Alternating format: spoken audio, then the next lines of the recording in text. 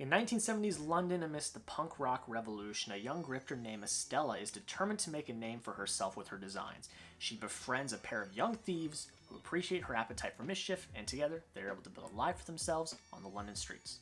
One day, Estella's flair for fashion catches the eye of Baroness von Hellman, a fashion legend who is devastatingly chic and terrifyingly hot. But the relationship sets in motion a course of events and revelations that will cause Estella to embrace her wicked side and become the fashionable and revenge-bent Cruella.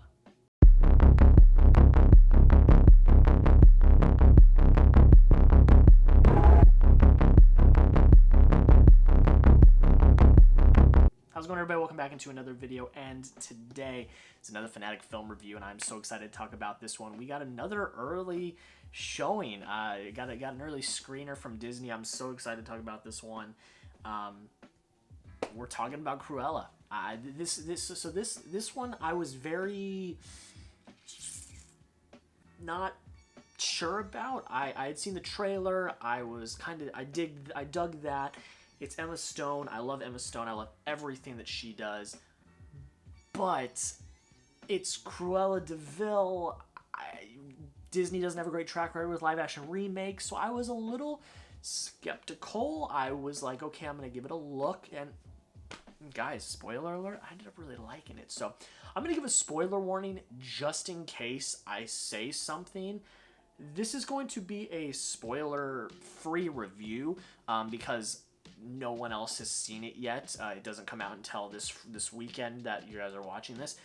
So in case I slip up, which I'm going to try not to, but in case I do, I'm going to give a spoiler warning right now. But this is going to be a spoiler-free review. I'm not going to be actively shoving spoilers into your face. But you guys haven't seen it yet. I want you to see it, give your reaction, then come back in the comments and check it out. But let's get into the review. Emma Stone is fantastic. She gives a brilliant performance as Cruella. It's believable, it's heartbreaking, it's evil, it's emotional, it's everything. She continues to prove in every movie that she's in that she is one of the best working in Hollywood today. I mean, look, I'm biased because La La Land's my favorite movie of all time. She's the lead in it. I love her to death. She's fantastic, but it's true. And if you ask anyone else that has seen this movie, they will agree. Emma Stone is a star. She deserves the spotlight for this film, and she makes a really damn good Cruella de Vil. I mean, she's just absolutely fantastic. The soundtrack in this film bangs. It's absolutely fantastic. I mean, it says literally in the synopsis, we're in the middle of the punk rock revolution, and you get that, and then you get a soundtrack of iconic songs from the 70s. It's fantastic.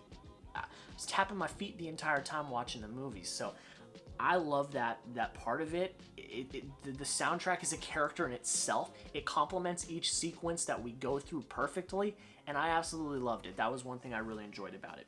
So we talked about Emma Stone, and then I wanted to touch on the soundtrack, because those were the two biggest glaring things for me that were good. Now we're going to get into the other stuff that I thought was really good. The ensemble. I mean, there's really not a bad performance in here. You've got Emma Thompson, Paul Walter Hauser, Mark Strong, Joel Fry. I mean, just to name a few, are all on point and fantastic.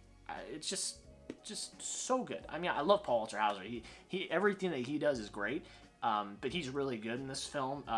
Also, Joel Fry is really great as well. Emma Thompson is another standout. Her and Emma Stone work really, really well together, and this ensemble they had fun. You could tell they're having fun, and they gave a great outing. They really, truly did, and that's a reason why this film succeeds, is because the acting and performances from our entire ensemble are really on point. So that's something to look out for. Like I said at the beginning, Disney has had not the best track record of live action remakes.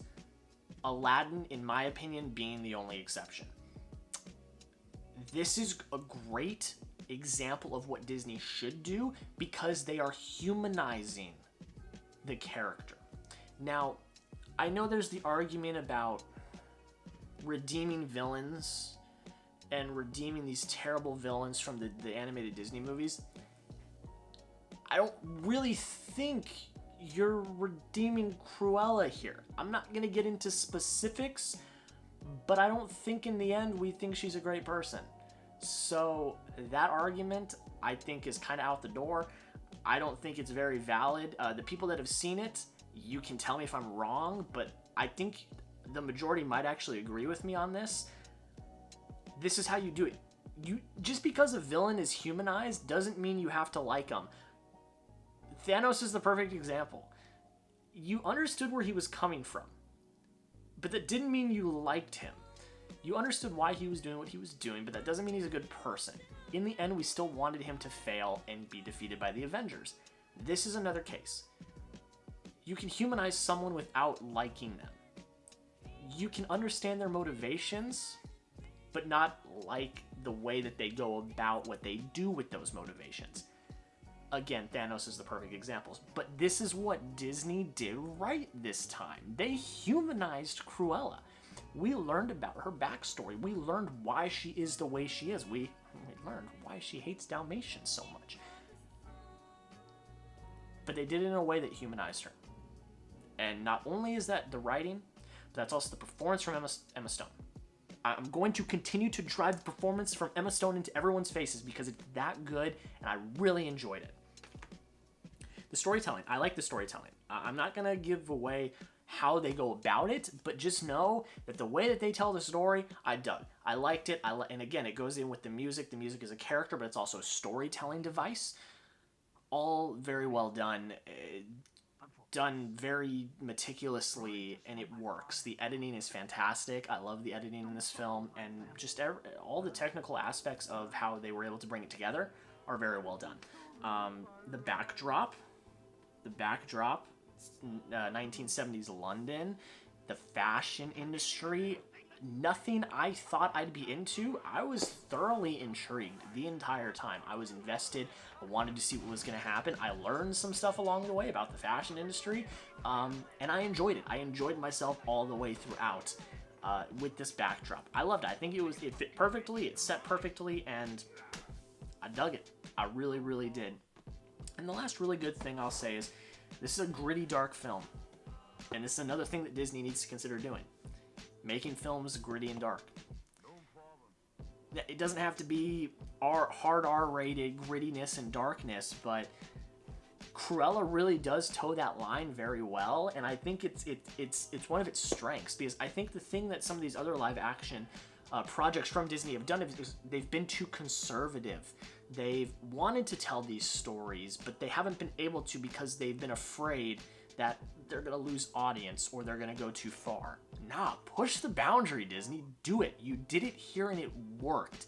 Again, it all comes back to two things. You humanize the character, which they did here, and you toe that line of dark and gritty. And you did it, and it's great. And that's why I love this movie so much, because you humanize the character and you give a more dark, gritty tone. You go back and watch some of those cartoons, they are dark. Some of those cartoons are darks. I don't know why you're worried about making some of these dark and gritty. You did it here, and it banged. It was absolutely fantastic. Bang! It was great. If you know, you know. There's one major thing. That's the good. I'm going to get into the bad. There's one major thing in here that I do not like. I really did not enjoy. And I really can't talk about it because it's spoilers. All I'm going to say is there's a revelation in here. And it says revelation in the synopsis, so I feel like I'm not spoiling anything. There's a revelation in here that kind of flips the film on its head. I'm not the biggest fan of it. Didn't dig it. Didn't really like it. That lost some points for me. The pacing at times may slow down a little bit. I thought it was relatively nicely paced. There were some points where I was like, okay, let's move along. But that's a very, very big nitpick. Overall, I thoroughly enjoyed this film. Y'all should watch it when it comes out. It's coming out in theaters this weekend. It's also going to be on Disney Plus this weekend. Whichever way you can, go watch it. It's absolutely fantastic. So I think without further ado, let's just get into the point breakdown. So entertainment, I gave a 22 out of 25. I thoroughly enjoyed myself all the way throughout. No complaints there. Performances, I gave 20 out of 20. And Yes, Emma Stone carries that, but the ensemble really is good. I mean, they really give some fun performances, and I just gotta give them credit. It was pretty good. Direction 8 out of 10. I think it's good. I don't think there's anything incredibly special about it, but I think it's good enough. I'll give writing 8 out of 10, emotion 8 out of 10, and cinematography 8 out of 10. All 8s across the board. I'm going to give pacing, give it a 5 out of 5. Like I said, it was a really big nitpick with a little bit of the pacing. Rewatchability, 5 out of 5, and an automatic 5 out of 5 points. Guys, if you did the math, that means I gave Cruella an 89 out of 100. Now, I'd have to look at my list. Let me take a gander real quick. You guys are in it, all right? So here's what we're going to do. We're going to take a look. I don't know where this would rank on my films of this year. This would fall at number 14.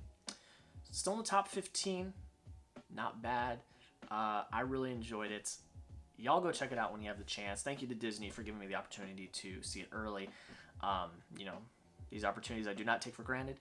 And yeah, I really enjoyed it. But guys, let me know down below in the comments once you've seen the film. What did you think? Did you like it? Did you hate it? Let me know why. I would love to talk to you guys down below in the comments. Thank you all so much for watching. Go check me out on Twitter. That's what I'm going to continue to plug because that's where you get all of the updates on my job, on YouTube, what I'm doing with YouTube, and just movie stuff. I tweet about movie stuff all the time. And if I get another screener, I will tweet about it and say, hey, I get to see this movie. Get ready for another review. Go over to my Twitter. The link will be down below in the description. And thank you. Thank you in advance for going and checking it out. But guys, that is pretty much it. Thank you so much for watching. Have a good rest of your day, and we'll see you in the next video.